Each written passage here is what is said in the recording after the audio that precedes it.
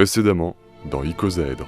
Je ne peux me taire plus longtemps, car nous avons là la représentation parfaite d'une conscience évanescente, une force intrinsèque qui ne ploie pas sous les désirs abscons des humains futiles perdus dans leur monde absurde, au point de se jeter dans la virtualité d'un monde seulement taillé pour répondre à leurs pulsions frustrées.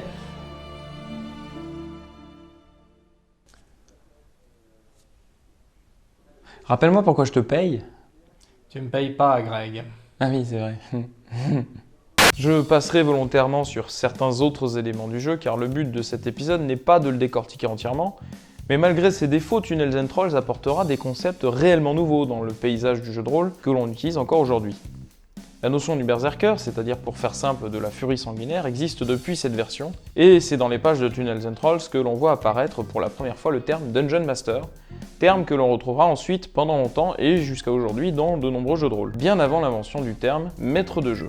Au final, la première édition de Tunnels and Trolls se veut donc facilitée et bien plus abordable pour la plupart des gens, en opposition à Donjons et Dragons. Cela dit, Ken Saint-André... Et putain, pourquoi je prends cet accent? Cela dit, Ken Saint-André n'oubliera pas pour autant cet héritage et il est fait mention de Donjons et Dragons dans les premières versions du jeu, ainsi qu'un remerciement fait à Gary Gygax et Dave Arneson pour en avoir créé le genre. Alors maintenant qu'on a bien compris ce qu'était Tunnels and Trolls, comment est-ce que Ken s'y est pris pour le faire connaître? Une fois le jeu terminé, Ken fait appel à son ami Rob Carver afin de réaliser quelques illustrations supplémentaires qui vont se rajouter au manuscrit original afin de l'envoyer à l'imprimerie universitaire pour en tirer 100 exemplaires sous cette forme. Waouh! T'as pu te procurer l'exemplaire d'origine? Non, c'est-à-dire j'ai acheté le PDF et je l'ai imprimé. C'est pas le budget pour... Voilà. Dans un premier temps, Ken Saint-André, mais pourquoi j'utilise cet accent québécois là, bon sang, c'est dingue ça, c'est comme si je disais Caribou, Tabernacle, Calis, Céline Dion, Xavier Dolan, tu m'as Christ, Courtemanche. aussi. Hey les gars, wow, Simonac, là, arrêtez ça, c'est donc ben laid. Hein? Vous avez de l'air d'une belle bande de clowns qui essayaient de parler comme des Québécois. Hey, ça marche pas, vous l'avez pas pantoute. Pardon? Là, écoute bien Grégoire, puis l'autre Taouin, que je sais pas son nom, là. Ça Un marche Taouin? pas, là, vous l'avez pas pantoute. Je crois qu'il parle de toi. Vous essayez de faire ça comme si c'était drôle puis rustique, là. Je vais juste vous dire Un une petite peu. affaire, là. Il y a longtemps, là, quand il y a eu des Français qui sont venus en Nouvelle-France, là, ben, sais-tu, savez-vous, ils parlaient comme ça, OK? C'était le même langage. Je sais pas, tu comprends un traître mot de ce qu'il dit? Non. Quelque chose qui avait de noble. C'est juste que là, vous autres, de votre côté, vous Oui. avez sauté à la gorge de ce monde-là à un moment donné. Nous sommes C'est tes ça, amis. plaignez-vous pas Voilà. que vous êtes pas capable de le dire à cette heure, de parler Nous pas comme vouloir ça. violence. Hey, caliboire, les gars, ça fait dur. Regardez On vous bien, renvoie à là, Garou. nous autres, là, on est capable de vous comprendre quand vous parlez. Vous autres, vous n'êtes pas capable de comprendre qu'est-ce qui cause le Québécois. Nous autres, on est capable de parler comme vous autres. Vous autres, vous n'êtes pas capable. Fait que, slacker à pédale. Vous êtes pas capable. Dans un premier temps, donc, Ken Saint-André, yes, va vendre les exemplaires de son jeu petit à petit en faisant le tour des conventions de sa région. S'il vous plaît, achetez mon jeu de rôle, s'il vous plaît. S'il vous plaît, monsieur, achetez mon jeu de rôle. S'il vous plaît, madame. Cette blague raciste est approuvée par Christian Clavier. Quelques mois plus tard, Ken rencontre Rick Loomis à son fan club de science-fiction à Phoenix en Arizona. Rick Loomis qui est le patron de Flying Buffalo. Alors à la base, Flying Buffalo c'est une société dont le fonds de commerce n'est pas du tout le jeu de rôle, mais le jeu Play by Mail, c'est-à-dire une forme de wargame que l'on peut jouer à distance par courrier en louant les services d'un arbitre. Et ça marche toujours. On n'a pas vraiment compris pourquoi, mais ça marche toujours. Lorsque Rick Loomis part pour la convention Origins en juillet 1975 à Baltimore dans le Maryland, Ken lui propose alors de lui passer les 40 dernières copies de son jeu pour les vendre. Bon alors en fait, si on écoute l'histoire telle que Rick la raconte sur le site officiel de Flying Buffalo, Ken aurait quand même pas mal insisté afin que Rick les emmène à la convention Origins pour les vendre. Au passage, je vous invite à aller jeter un œil au site officiel de Flying Buffalo si vous voulez voir à quoi ressemblait Internet dans les années 90. Croyez-moi, ça vaut le coup d'œil. Rick Loomis aurait alors posé tous les exemplaires sur un coin de la table afin de faire plaisir à Ken, sans se douter qu'il allait alors vendre tous les exemplaires en un seul week-end. C'est à ce moment-là qu'il s'est dit qu'il y avait de l'argent à se faire. Séduit par le concept, lui et Ken décident d'affiner et de corriger certains éléments. Ainsi paraîtra la seconde édition de Tunnels and Trolls durant l'été 1975. Et là encore une fois, on va assister à un changement par rapport à la façon de faire de TSR avec Donjons et Dragons, et notamment via sa campagne de promotion. En effet, là où TSR vendait Donjons et Dragons tel un système de règles original, mais intrinsèquement lié au wargame, Flying Buffalo va réellement mettre en avant la notion d'un jeu simple avec une valorisation du rôle. Et je parle bien du rôle, c'est-à-dire le personnage en lui-même, et pas du roleplay, même si, de fait, Tunnels and Trolls en aura posé là les premières bases. Cette différence de concept s'illustrera a posteriori quand on ne parlera plus de role-playing game, rapport au lancer de dés, mais bien de role-playing game, rapport au roleplay, c'est-à-dire à l'interprétation. Et ça a marché, gros succès de cette seconde édition qui placera donc Tunnels and Trolls en concurrent direct de Donjons et Dragons durant plusieurs années. TSR va donc porter son attention sur ce nouveau venu et n'appréciera pas les références à Donjons et Dragons qui y sont faites, dans le livre de règles comme dans les publicités du jeu, et menacera légalement Flying Buffalo afin qu'elle soit supprimée. Références qui disparaîtront donc à partir de la 3e édition. Oui, on parle bien de la boîte qui récupérait des illustrations et des noms chez Marvel, Tolkien, Moorcock, Lovecraft, sans demander... Enfin, moi je dis ça, je dis rien. Le jeu se verra fréquemment modifié pour atteindre une 5e édition en 1979, qui se déploiera rapidement à l'international et sera l'un des premiers jeux de rôle à être traduit pour le marché français en 1984, distribué par Jeux Actuels. Alors je reviendrai sur le jeu de rôle en France dans un prochain épisode, ne vous inquiétez pas. Quelque chose à ajouter, Alex ? Le jeu atteindra aussi la Grande-Bretagne, l'Allemagne, l'Italie et la Finlande, puis il arrivera au Japon, et là, avant Donjons et Dragons, où il réalisera l'exploit d'être vendu à plus de 100 000 exemplaires. En France justement, la communauté de fans de Tunnels and Trolls commença à grandir dans les années 80, et bien que celle-ci soit plus restreinte et plus discrète aujourd'hui, elle existe toujours. Le système du jeu n'évoluera plus pendant un long moment, car c'est seulement à partir de 2005 que des améliorations voient le jour, donnant rapidement naissance à la version 5.5 puis la version 7 du jeu. Pour info, il n'y a jamais eu de version 6 officielle, mais plutôt de nombreuses améliorations et ajouts faits par la communauté durant les années 90, que Ken considère être globalement la 6ème version, sans qu'il n'y ait eu besoin d'une véritable édition.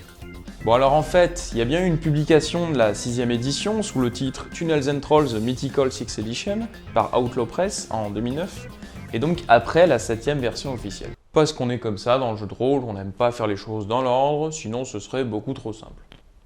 Cela dit, en 2012 sort la version 8 du jeu, sous l'impulsion de l'éditeur Grimtooth, et la plume de Graal, et uniquement en français. C'est effectivement en France que la dernière version du jeu a été créée, bien évidemment avec l'aval de Flying Buffalo et la bienveillance de Ken Saint-André. Celui-ci a énormément apprécié le travail fait par les Français sur cette version, qui compile le meilleur de ce qui existait dans la version 5 et la version 7 du jeu. Well, the rule is you can never find something when you want it. But Patrice does nice work. We were very impressed by the French edition of Tunnels and Trolls. Steve Crompton worked very hard with him to help with the layout. Liz Danforth did original art. I explained how things had changed between 5th edition and 7.5 edition. And we were very pleased with what he did, and we still are. And we felt sorry for American gamers who would not be able to see this really nice new edition of Tunnels and Trolls because 99% of us don't speak any French at all. De l'avis de l'auteur du jeu, la 8ème version est la meilleure version qui ait été produite. Elle inspirera d'ailleurs Flying Buffalo pour sortir une ultime version, en anglais cette fois appelée la Deluxe Edition, qui sortira en août 2015 après un financement participatif réussi. Wow, wow, wow, wow, wow, wow, wow, wow, wow, wow, wow, wow, wow, wow, wow, wow, wow, wow, wow. Wow, wow, wow, wow, wow, wow, wow, wow, wow, wow, wow, wow. Tu grilles les étapes, non? Non, j'essaie juste d'expliquer qu'il est important de se rappeler que le jeu est encore bien vivant aujourd'hui. Je pourrais rajouter à ça le fait qu'une adaptation en jeu vidéo a été réalisée en 1990, nommée Crusaders of Kazan et développée par New World Computing, à qui l'on devra par la suite toute la série des Might and Magic. Mais bon, y a pas marqué JDG là.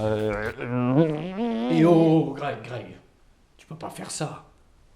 Enfin, déjà parce que JDG il a vachement maigri. C'est vrai. Et puis, tu peux pas t'attaquer au gros comme ça. Ouais, non mais ouais, parce qu'après en plus je vais me prendre la moitié de la communauté Rolly sur le dos. On va avoir des problèmes, Greg. Ah bon? Oui.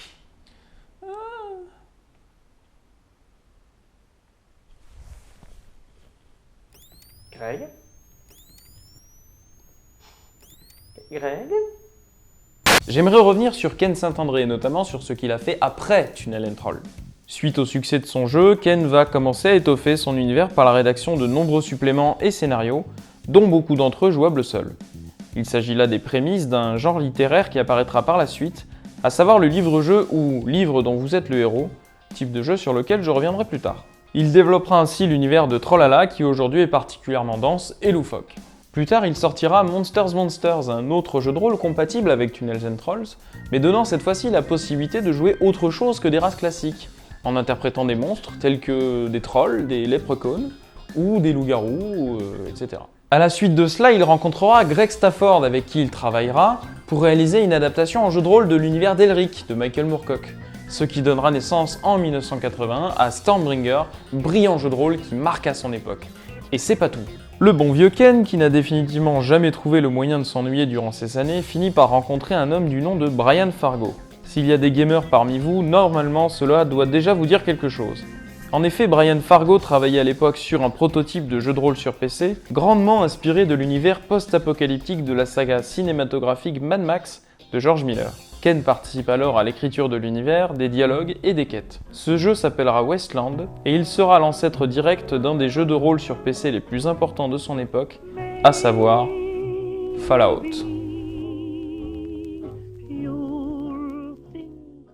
Pour conclure, ce qu'il faut bien retenir, c'est que même s'il se pose en héritier de Donjons et Dragons, Tunnels and Trolls prend le contre-pied de celui-ci, et rend ainsi le concept du jeu de rôle bien plus accessible. Tout cela inspirera de futurs auteurs tels que Greg Stafford lorsqu'il créera le système basique, ainsi que le jeu de rôle RuneQuest. Je ne dénigre absolument pas l'apport de Gygax et Arneson, mais je tenais simplement à remettre en lumière cet homme, Ken Saint-André, que l'on cite trop peu. Merci à toutes et à tous d'avoir regardé ce nouvel épisode d'Icosaèdre. Ça nous fait très plaisir les retours qu'on a jusque-là. Ouais. C'est toujours autant de plaisir à réaliser cette émission. Évidemment, n'hésitez pas à partager l'émission si vous l'avez appréciée. C'est vous qui faites vivre les vidéos YouTube. C'est comme ça que ça marche. N'hésitez pas à laisser vos commentaires là en dessous ou sur la page Facebook. On y Et les répondra. pouces verts. Et les pouces verts, oui, c'est vrai que c'est Les bien. rouges, certes. Ouais, pas- non.